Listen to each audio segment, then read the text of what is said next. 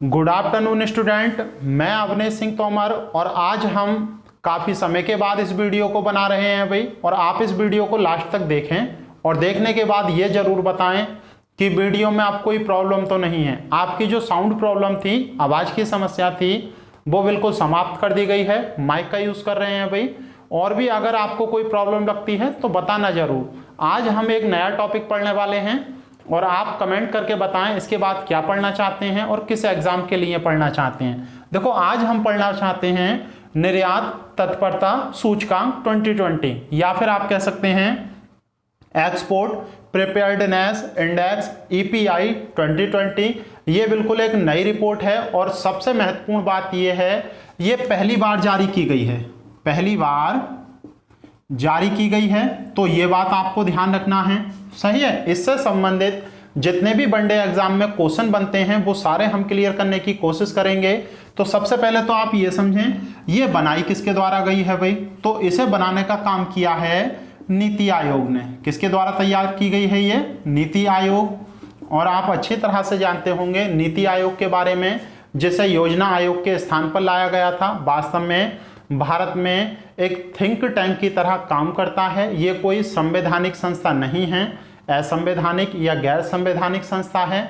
इसका काम है देश में किसी भी प्रकार के क्षेत्र में अपनी रिपोर्ट देना या फिर उस पर थिंक करना, विचार विमर्श करना और उससे संबंधित सुविधाएं प्रदान कराना। तो ये सारे इसके काम हैं। और भारत में, क्योंकि आपने देखा होगा, देखो लॉकडाउन की वजह से लगातार हम आत्मनिर्भर भारत की बात कर रहे हैं और आत्मनिर्भर भारत के अंतर्गत ही निर्यात को बढ़ावा देने की बात कर रहे हैं। तो उन्हीं चीज़ों को ध्यान में रखते हुए ये रिपोर्ट तैयार की गई है और इस रिपोर्ट को 50 मानदंडों के आधार पर तैयार किया गया है। यानी कि इसे बनाने के लिए कितने मानदंड यूज किए गए हैं? 50 पैरामीटर यूज किए गए हैं। सबसे प्रमुख बात यह है, ये राष्ट्रीय रिपोर्ट है या राष्ट्रीय इंडेक्स है। इसमें जितने भी देश के राज्य हैं, आप जानते हैं 28 राज्य हैं और 8 केंद्र शासित प्रदेश, टोटल 36 के 36 राज्यों की इसमें प्रतिभागिता है।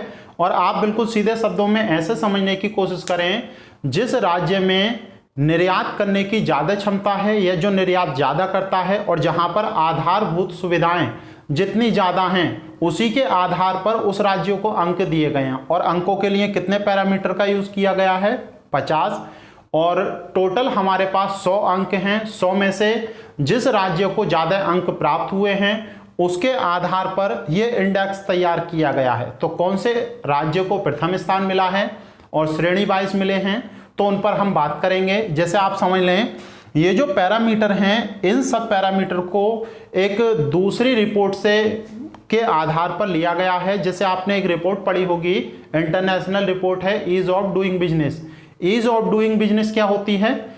और वैसे अगर आप चाहेंगे तो एक अलग वीडियो में हम इसके बारे में पढ़ लेंगे। मैं थोड़ा सा आपको बता देता हूं, ease of doing business report क्या होती है। अगर कोई भी विदेश या विदेश की कंपनी भारत में अपनी फैक्ट्री लगाना चाहती है तो उसके लिए कितनी सुविधाएं हैं प्रदान, या कितनी सुविधाएं प्रदान करेगा हमारा देश, कि भारत में जो श्रम बल है, यानी कि जो लोग हैं काम करने के लिए, वर्कर आसानी से उपलब्ध हो जाएं, 24 घंटे लाइट रहे, उसकी फैक्ट्री लगाने के लिए आसानी से जो भी डॉक्यूमेंट वेरिफिकेशन होते हैं वो आसानी से हो जाएं भाई।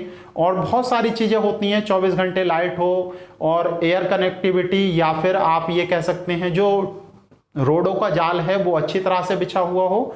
तो इन सभी बातों के आधार पर ease of doing business report तैयार होती है। तो उन्हीं सारे पैरामीटर का ये प्रयोग किया गया है। 2-3 मैंने आपको समझाने के लिए लिखा दिए हैं, तो 50 याद नहीं करने हैं और ना ही कभी पूछे जाने। जैसे एक्सपोर्ट प्रमोशन पॉलिसी, इसे आधार बनाया गया है। किसी भी क्षेत्र में व्यापार करने के लिए वातावरण कैसा है, अनुकूल है या नहीं, या वहाँ पर दबंगई चलती है, लोग बाग बिजनेस करने नहीं देते। रिसर्च और डेवलपमेंट इसमें कितनी मदद करता है। और आधारभूत सुविधाएं कैसी हैं, वहाँ की सड़कें कैसी हैं, 24 घंटे लाइट मिलती है या नहीं मिलती है, और वहाँ पर जो श्रम बल है यानी कि मजदूर हैं वो आसानी से उपलब्ध हैं या नहीं हैं, वहाँ की ट्रांसपोर्ट कनेक्टिविटी कैसी है, सड़कें सही हैं या नहीं हैं। तो इन सभी चीज़ों को आधार बनाया गया है। तो हम डायरेक्ट सीधी सीधी बात करते हैं वनडे एग्जाम के हिसाब से नीति आयोग आप जानते हैं अध्यक्ष कौन होते हैं, पीएम, और उपाध्यक्ष इस समय उपाध्यक्ष कौन है इसके, राजीव कुमार हैं। तो राजीव कुमार जी ने इस रिपोर्ट को प्रकाशित किया है और साथ ही साथ इसके सीईओ भी थे अमिताभ कांत, आप जानते होंगे अमिताभ कांत और राजीव कुमार, ये दोनों थे। राजीव कुमार जो उपाध्यक्ष हैं उन्होंने इस रिपोर्ट को प्रकाशित किया और इसके संबंध में बहुत सारी बातें भी कही हैं, लेकिन उस पर हम कम ध्यान देते हुए हम डायरेक्ट वनडे एग्जाम के हिसाब से चीज़ें पढ़ेंगे। सही है भाई। तो अगर आपसे पूछा जाए ये जो EPI जारी हुई है इसमें फर्स्ट स्थान किसे मिला है, सही है, मतलब कौन सा राज्य सबसे ज़्यादा एक्सपोर्ट करता है और कहाँ ज़्यादा संभावनाएं हैं एक्सपोर्ट करने की, तो आपको याद रखना है वो है गुजरात। तो गुजरात को इसमें पहला स्थान दिया गया। अगर दूसरा आपसे पूछा जाए तो दूसरा स्थान मिला है महाराष्ट्र को। देखो वैसे भी आप जानते हैं गुजरात और महाराष्ट्र में बहुत सारी फैक्ट्रियां हैं, बहुत बड़ा मैन्युफैक्चरिंग हब है इन दोनों राज्यों में, तो ज़्यादातर निर्यात भी कौन करते होंगे, यही करते होंगे। साथ ही साथ एक प्लस पॉइंट भी इन्हें मिल जाता है कि जो ट्रांसपोर्ट के लिए कनेक्टिविटी है इनके पास एक समुद्री मार्ग का भी ऑप्शन आ जाता है क्योंकि तटीय राज्य हैं भाई, तो ये भी एक प्लस पॉइंट है। अभी देखो बात करते हैं सभी के बारे में, इसे लिखते हैं हम। जो थर्ड है वो है तमिलनाडु। तो ये तीनों शीर्ष राज्य हैं जिन्हें रैंक मिली है और 75.19 अंक मिले हैं आपको, किसे, गुजरात को हाईएस्ट, और फर्स्ट रैंक इसी को मिली है भाई। अगर आपसे पूछा जाए टोटल के टोटल 36 राज्यों में 8 केंद्र शासित प्रदेशों को भी जोड़कर सबसे लास्ट कौन है, यानी कि 36 नंबर पर कौन है, तो आप कहेंगे कश्मीर, सही है, यानी कि जम्मू एंड कश्मीर। जम्मू एंड कश्मीर को सबसे लास्ट का स्थान मिला है, सही है। अब देखो इसमें थोड़ा सा क्लासिफिकेशन करते हैं, और भी चीजें पूछी जाती हैं। आप जानते हैं भारत के पास समुद्री मार्ग और जल मार्ग दोनों हैं, सही है, समुद्री मार्ग और स्थल मार्ग दोनों के माध्यम से एक्सपोर्ट किया जा सकता है भाई। तो आपको एक बात याद रखनी है, चाहे गुजरात की बात करें, महाराष्ट्र की, तमिलनाडु की, गुजरात ये हो गया भाई, इसके बाद महाराष्ट्र, ये सारे के सारे तटीय राज्य हैं।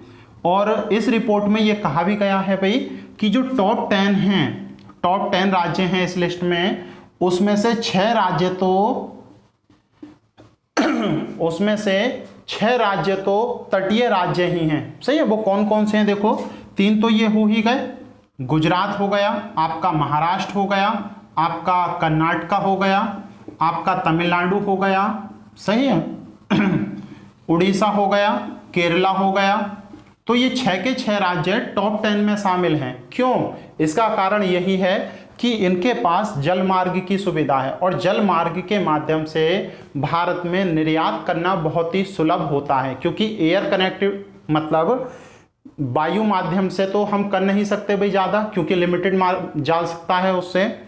तो सबसे बड़ी समस्या यही थी, तो इसका एडवांटेज इन्होंने उठाया है जितने भी तटीय राज्य हैं। और भी देखो बहुत सारी चीज़ें हम देखते हैं। अगर आपसे ये पूछे जो मैदानी राज्य हैं, मैदानी राज्यों में सबसे अच्छी रैंक किसने हासिल की है, तो ये क्वेश्चन बन सकता है। देखो राजस्थान ने सबसे अच्छी रैंक हासिल की है। दूसरे नंबर पर मैदानी का मतलब है जिसके पास तटीय क्षेत्र ना हो। हमारे देश में बहुत सारे ऐसे राज्य हैं भाई। दूसरा नंबर हासिल किया है तेलंगाना ने। तो तेलंगाना ऐसा राज्य है जो सेकंड नंबर पर निर्यात करता है। कैसे राज्यों में? जो मैदानी या स्थलवृद्ध हैं। ये वाली बात याद रखनी है। इसके अतिरिक्त देखो और भी कुछ बातें हैं। जो पहाड़ी राज्य हैं, पहाड़ी राज्यों में कौन सा शीर्ष है जो आपका निर्यात करता है, तो पहाड़ी राज्यों में देखो यूके को फर्स्ट स्थान मिला है और उसके बाद त्रिपुरा, सही है, उसके बाद आता है आपका हिमाचल प्रदेश। तो ये 3 राज्य मुख्य रूप से। और देख लेते हैं, देखो इसमें जो आपके यूटी हैं, यूनियन टेरिटरी में किसे शीर्ष स्थान मिला है, तो आप याद रखेंगे दिल्ली को। दिल्ली यूनियन टेरिटरी में शीर्ष पर है और इसे अंक मिले हैं आपके 53.63, क्योंकि देखो दिल्ली है, आपकी यूनियन वो नेशनल कैपिटल है, तो ये भी थोड़ी सी बात है, तो इसलिए याद रख लेना। ओवरऑल की अगर बात करें तो 11वां नंबर मिला है, यानी कि ऊपर से कितने नंबर पर है, 11वें नंबर पर एक्सपोर्ट के मामले में है, ये भी याद रखना। अगर यूपी की हम बात करें तो देखो इसमें और लिख लेते हैं, देखो पहले नंबर पर तो यूनियन टेरिटरी यानी कि केंद्र शासित प्रदेशों में दिल्ली हो गया, दूसरे नंबर पर आता है आपका गोवा, सही है, और तीसरे नंबर पर आता है चंडीगढ़। तो इन्हें ऐसे ही याद रख लेंगे, ये वनडे एग्जाम के लिए हैं सारे क्वेश्चन, तो इन्हें आप ऐसे ही याद रखेंगे, क्योंकि देखो हम यूपी में हैं तो यूपी स्पेशल के हिसाब से पूछा जा सकता है यूपी को कौन सी रैंक मिली है। तो यूपी को ओवरऑल अगर हम बात करें, सॉरी मिस्टेक हो गई भाई, ये 15वें नंबर पर है दिल्ली, यूपी को मिला है 11वें स्थान, सही है। अंक भी ये नहीं है भाई, देखो दिल्ली के अंक हैं 45.8 और यूपी को ओवरऑल 11वां स्थान मिला है और 53.63 अंकों के साथ। तो बस इतना ही याद रखें यूपी के बारे में, यूपी स्पेशल में हम डिटेल में भी देखेंगे। तो ये बातें आपको याद रखनी है, यहां से क्वेश्चन बन सकते हैं। अब देखो और क्या क्या बातें हैं जो आप समझ सकते हैं, मैं इसे रफ कर देता हूं, आप स्क्रीनशॉट ले सकते हैं, देखो इसका। इसके बाद देखो एक बात ये भी याद रखनी है आपको कि हमारे देश में जो निर्यात होता है उसका लगभग 70%, हमारे देश में जो निर्यात होता है उसका लगभग 70% भाग कुल 5 राज्यों के पास है। 70% निर्यात हमारे देश का कुल 5 राज्य करते हैं, उनमें से पहला स्थान है गुजरात का, दूसरा स्थान है महाराष्ट्र का और तीसरा स्थान है आपका तमिलनाडु का, सही है, कर्नाटका का और आपका एक है तेलंगाना, सही है। तो ये 5 के 5 राज्य ऐसे हैं जो भारत के 70% निर्यात में भागीदारी देते हैं। तो इस बात को आपको जरूर याद रखना है।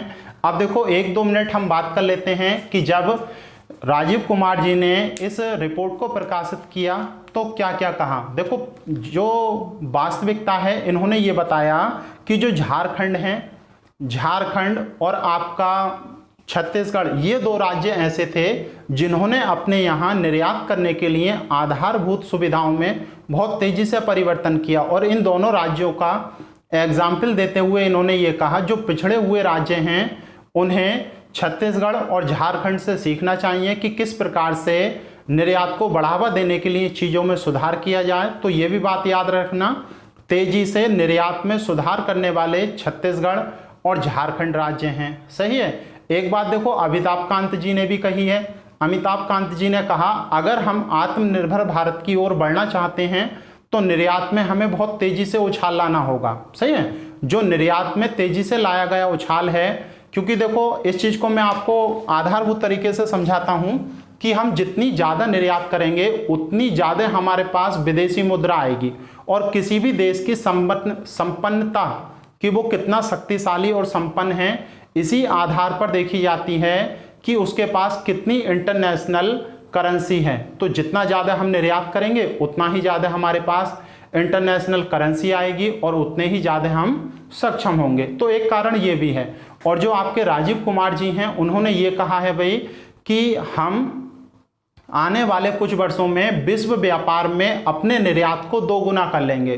तो इसके तहत भी कुछ ना कुछ कहा जाएगा। और एक बहुत अच्छी बात राजीव कुमार जी ने ये कही है कि जो राज्य सरकार हैं, जो राज्य पिछड़े हुए हैं निर्यात में, उन्हें अपने यहाँ एक अलग से विभाग बनाना चाहिए निर्यात को बढ़ावा देने के लिए। तो हो सकता है नीति आयोग की अनुशंसा पर राज्यों द्वारा अपने अपने यहाँ अलग विभाग बनाए जाएं जिनके माध्यम से निर्यात को बढ़ावा दिया जाए। और एक रिपोर्ट और बताई थी इन्होंने, देखो मैं वो भी समझा देता हूं कि भारत में अगर प्रति व्यक्ति निर्यात देखें तो कितने रुपए का होता है प्रति व्यक्ति निर्यात भारत में कितना होता है। तो ये है 17,894 रुपए का, 17,894 रुपए का। मतलब पूरे भारत की जनसंख्या में एक व्यक्ति पर इतने हजार रुपए का निर्यात होता है। जबकि अगर दक्षिण कोरिया की हम बात करें भाई, दक्षिण कोरिया की बात करें तो हमारी अपेक्षा बहुत ज्यादा, ये तो हजारों में चल रही है यहां पर कहानी, इनके यहां पहुंच गई लाखों में, 8.83 लाख, इतने लाख रुपए पर व्यक्ति निर्यात होता है दक्षिण कोरिया में। और अगर हम अपने कंपटीटर चीन से देखें तो चीन की तो बहुत ज्यादा है भाई, 13.36 लाख।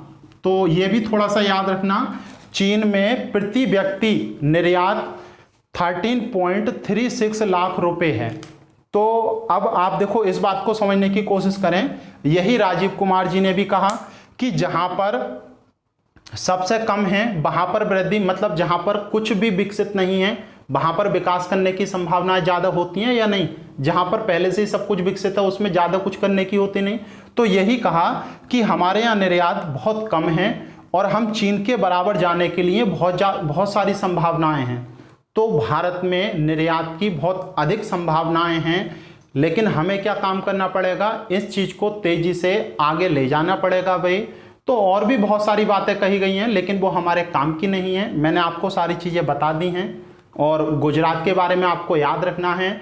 वैसे भी गुजरात की देखो, एक दो और फैक्ट मैं आपको बताता हूं। गुजरात जो है लगभग 5% जनसंख्या गुजरात में रहती है और जीडीपी में लगभग 8% की भागीदारी गुजरात निभाता है। और पूरे भारत में जो भी औद्योगिक उत्पादन होता है, पूरे भारत में जो भी औद्योगिक उत्पादन होता है उसका 17% भाग गुजरात में ही होता है। तो आप खुद समझ सकते हैं, पूरे भारत की 5% जनसंख्या, लगभग पूरे भारत की 5% जनसंख्या वाला राज्य पूरे भारत के 70% औद्योगिकीकरण को बढ़ावा दे रहा है, सही है।